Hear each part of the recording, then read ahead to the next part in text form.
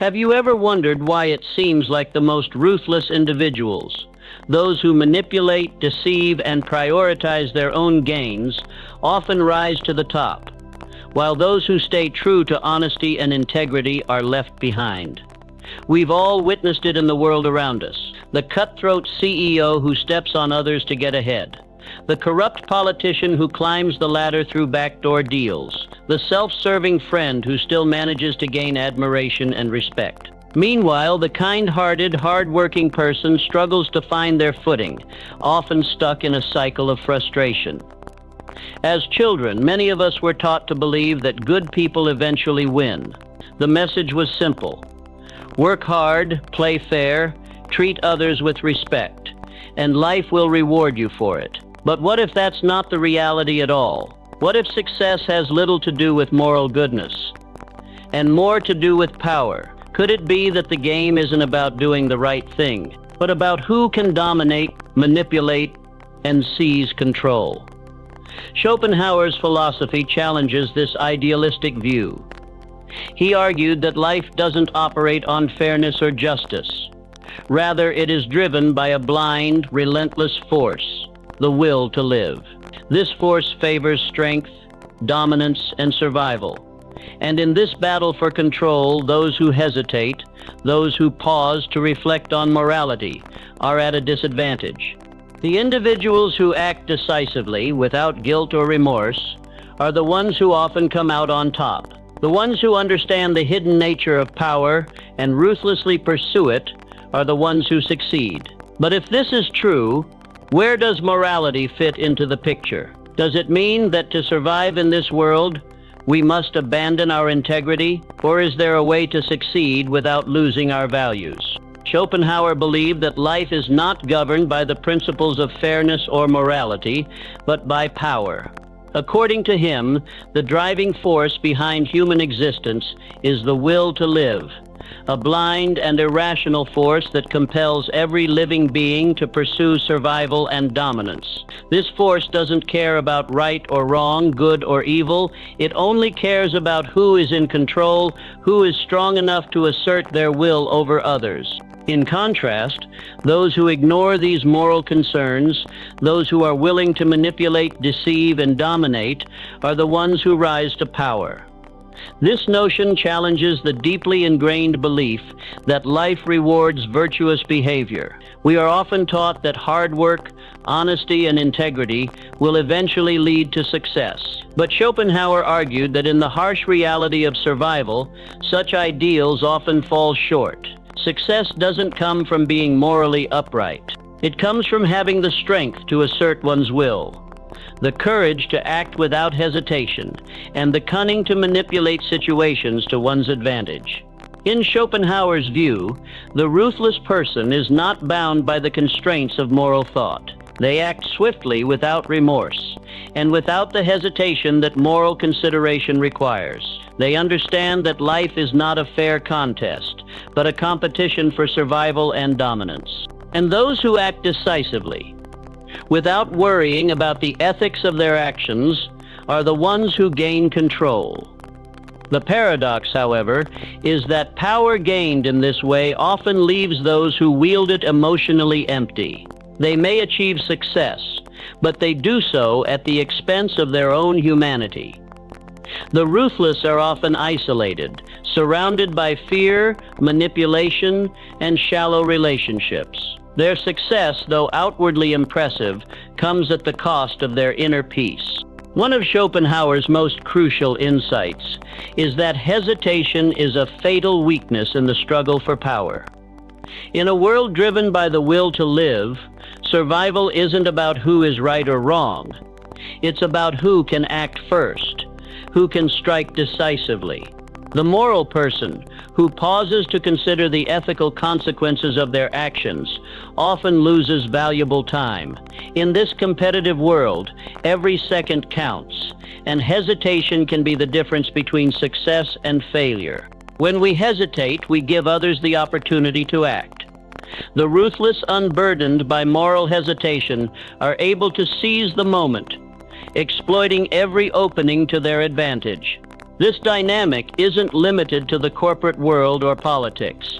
It pervades all aspects of life, whether in business, personal relationships, or social interactions. Those who hesitate are vulnerable. They are the prey, and the ruthless are the predators. Morality, in Schopenhauer's view, makes us hesitant. It encourages us to pause, to consider the feelings and well-being of others, to reflect on the broader consequences of our actions. But in the unforgiving game of survival, this is often a disadvantage. Those who act without moral considerations, on the other hand, are unimpeded. They act quickly, decisively, and without remorse. Their strength lies not in their virtues, but in their ability to make swift decisions, regardless of who might be hurt in the process. This moral conflict can be seen everywhere.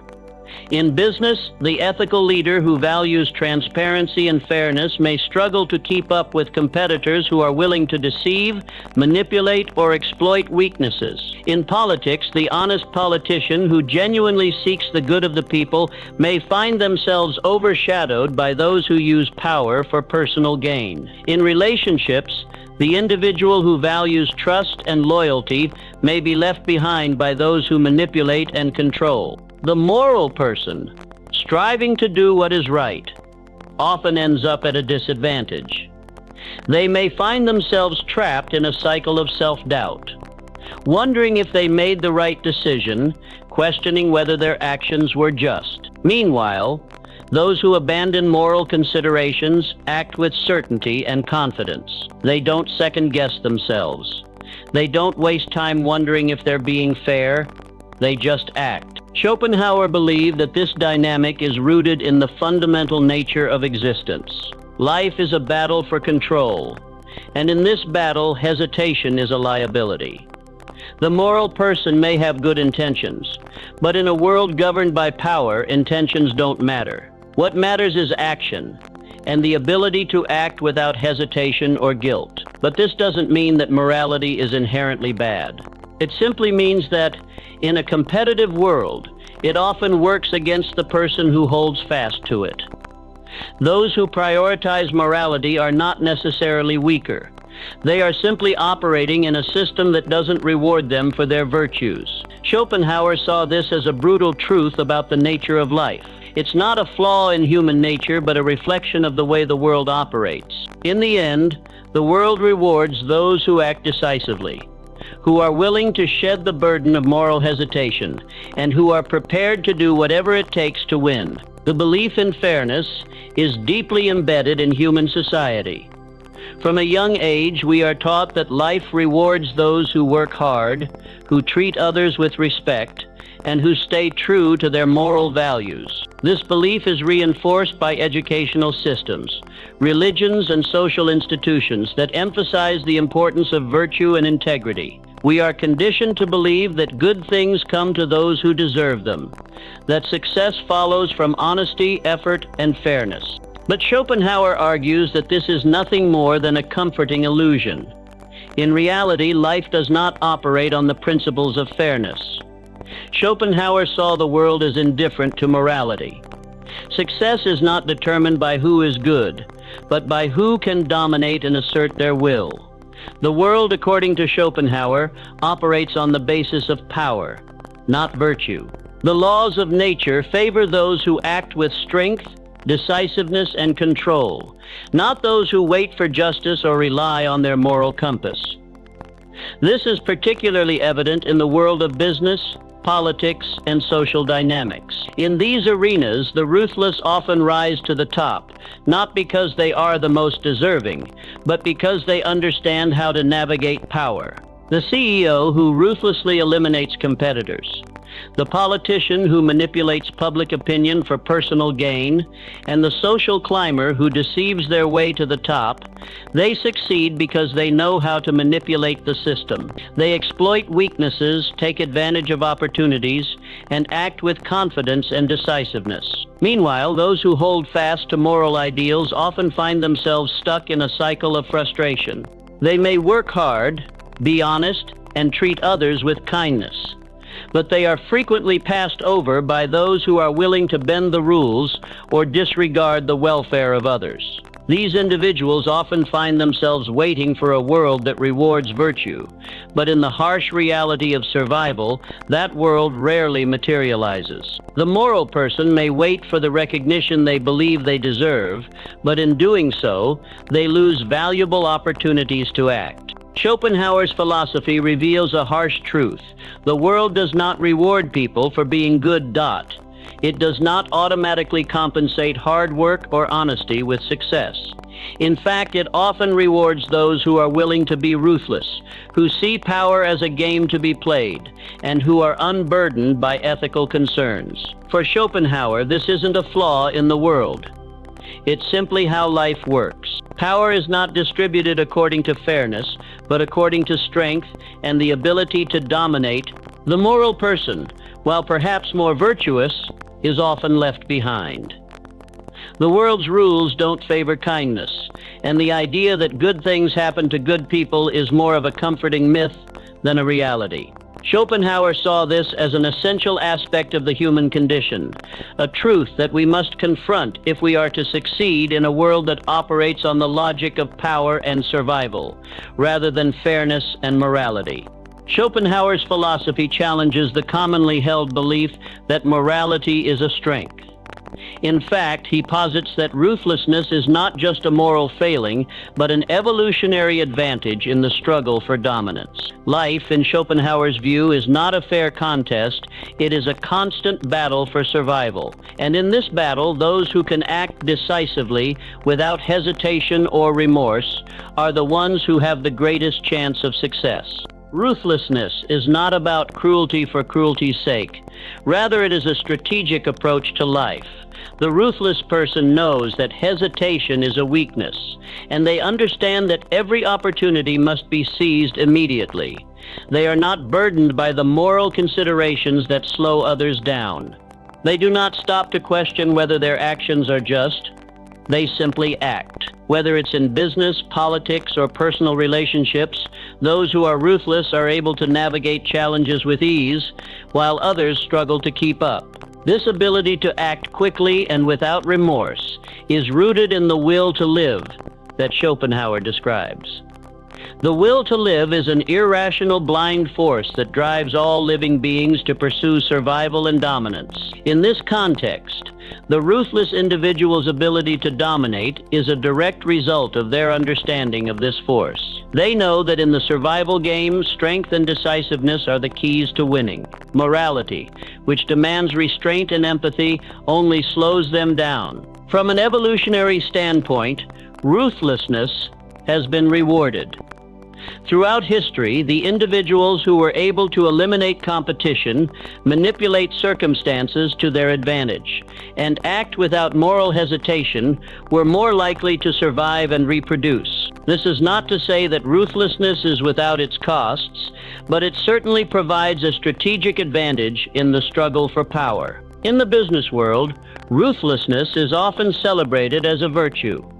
CEOs who cut costs, lay off employees, and engage in cutthroat competition are often praised for their ability to make tough decisions and ensure the survival of their companies. In politics, leaders who can bend the rules, manipulate the system, and exploit the weaknesses of their opponents often rise to the top. In social settings, individuals who use others to advance their own interests, whether through charm, deception, or sheer force, are frequently rewarded with power and influence. The truth is that ruthlessness works because it aligns with the fundamental drive for survival. It allows individuals to act quickly, without the moral hesitation that often hinders others. Ruthless individuals understand that survival is not about being good or moral. But there is a catch. While ruthlessness offers clear advantages in the struggle for power, it also comes at a significant psychological cost. The more one relies on manipulation, deceit, and emotional detachment, the more one distances themselves from authentic human connections. Ruthless individuals may climb to the top, but they often do so alone, surrounded by fear and distrust. Their relationships are transactional, built on power and control, not trust and mutual respect. Despite this, Schopenhauer believed that ruthlessness was in many ways the price one pays for success. Power, he argued, does not come without cost. While the ruthless may thrive in the external world, they often face an inner emptiness, a disconnection from others, and a deep sense of loneliness that accompanies their climb to the top. While ruthlessness may appear to offer a clear path to success, Schopenhauer cautions that it comes with a significant psychological toll. Power gained through manipulation, deceit, and emotional detachment may seem attractive from an external perspective, but it often leads to inner emptiness. Those who rise to the top by ruthlessly exploiting others are frequently haunted by anxiety, loneliness, and dissatisfaction. Ruthless individuals may dominate in the world of business, politics, or social circles, but they often do so at the expense of their emotional well-being. Their relationships are transactional and built on power dynamics rather than genuine trust and affection. This lack of meaningful connection creates a barrier between them and others, leaving them isolated even at the height of their success. Schopenhauer believed that those who rely on domination to succeed inevitably face a void, a sense of emptiness that comes with the knowledge that their power is fragile.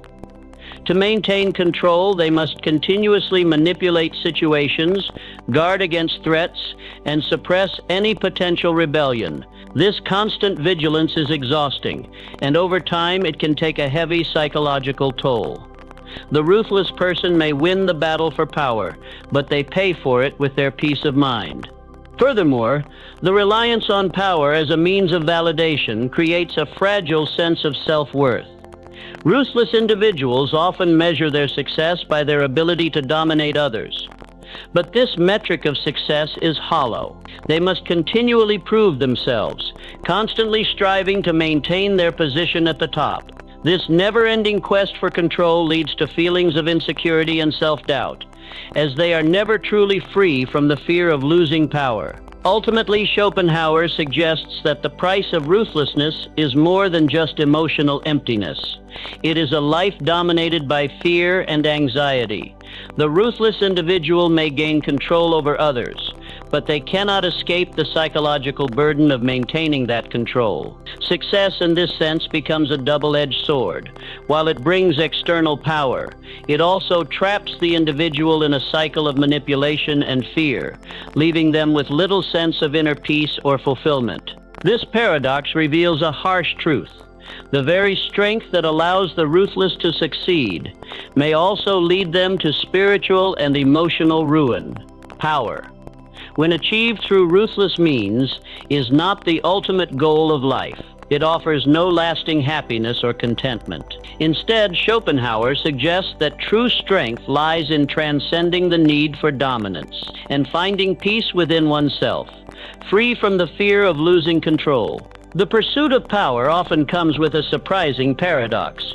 While it can bring external control and success, it can also lead to internal emptiness. Schopenhauer highlights this paradox, explaining that those who rise to the top through ruthless means, by manipulating, controlling, and dominating others, often face a life filled with anxiety, isolation, and dissatisfaction. Power, once attained, becomes a fragile thing, constantly requiring maintenance, deception, and vigilance. The very strength that enables ruthless individuals to succeed is the same force that undermines their peace of mind.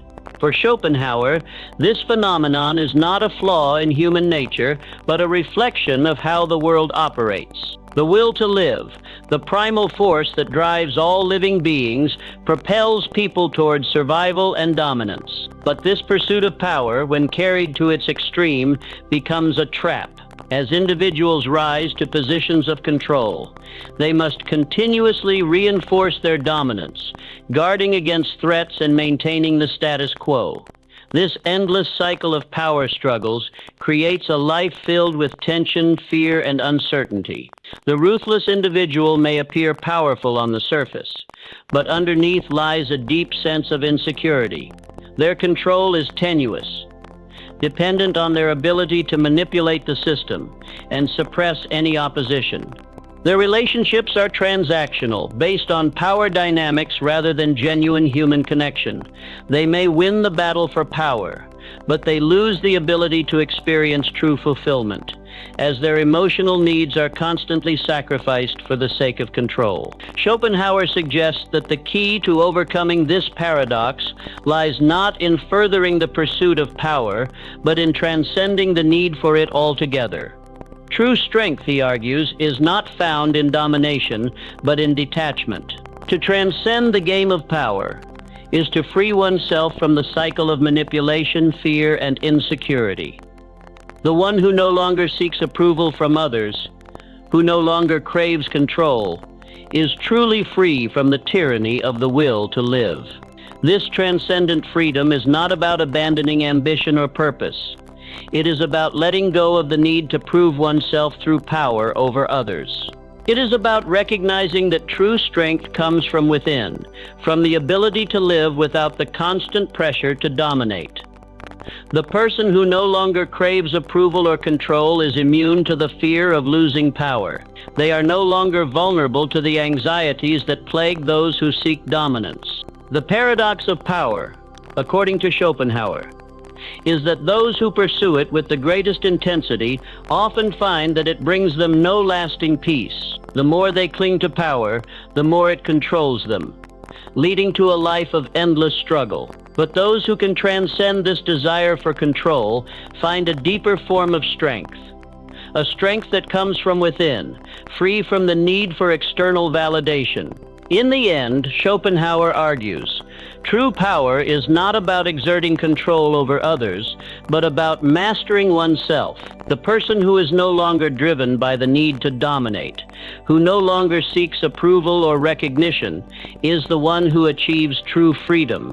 They are not bound by the will to live, but are instead able to transcend the power dynamics that shape the world around them.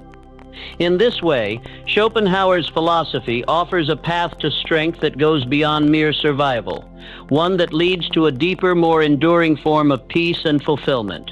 Schopenhauer's philosophy offers a radical shift in how we perceive power and strength. In a world obsessed with domination, survival, and the relentless pursuit of control, Schopenhauer reminds us that true power lies not in the ability to dominate others, but in the mastery of oneself. The most powerful individuals, according to Schopenhauer, are those who transcend the need for external validation, who no longer measure their worth by their ability to manipulate or control. They are free from the cycle of power struggles, secure in their own strength, and unshaken by the whims of fortune. This self-mastery is not an easy achievement. It requires detachment from the very forces that drive most people, the need for recognition, the desire for dominance, and the fear of failure. To be truly powerful is to no longer seek control over others, to let go of the need to prove oneself, and to live in accordance with one's own values and beliefs. In this way, Schopenhauer's philosophy presents a path to strength that does not rely on external power dynamics, but on an inner peace that cannot be shaken by the forces of the world. In a world driven by the will to live, where power is constantly contested, those who are attached to external sources of control are vulnerable. They must continually fight to maintain their position, and the fear of losing power creates a constant sense of anxiety and insecurity. But those who have transcended this desire for control are immune to such fears. They are no longer playing the game, and therefore they are no longer at the mercy of the game's rules. They are free from the need to dominate, and thus they hold the true power over themselves. Schopenhauer does not deny the reality of power struggles. He acknowledges that life is a competitive, often brutal fight for survival. But he urges us to recognize that the true strength is found not in winning these struggles, but in stepping outside them. The person who no longer seeks power over others is the one who has truly overcome the primal will to live. They are free from the anxiety, fear, and emptiness that so often accompany the pursuit of power. True strength, in Schopenhauer's view, is not about conquering others, but about mastering oneself. It is about finding peace within, detached from the external world's demands. In this way, Schopenhauer's philosophy offers a vision of power that transcends the traditional notions of domination and control. It suggests that true strength comes not from victory over others, but from the ability to remain calm, centered, and unshaken in the face of life's challenges. Those who have mastered themselves are the ones who are truly powerful, for they are no longer driven by the forces that govern the lives of most. Ultimately, Schopenhauer's philosophy teaches us that power is not something to be seized, but something to be cultivated from within. It is not about defeating others, but about defeating the need for validation and control. The person who achieves this is free from the tyranny of the will to live, and in their freedom they find a deeper, more lasting strength, a strength that cannot be shaken by the turbulence of life.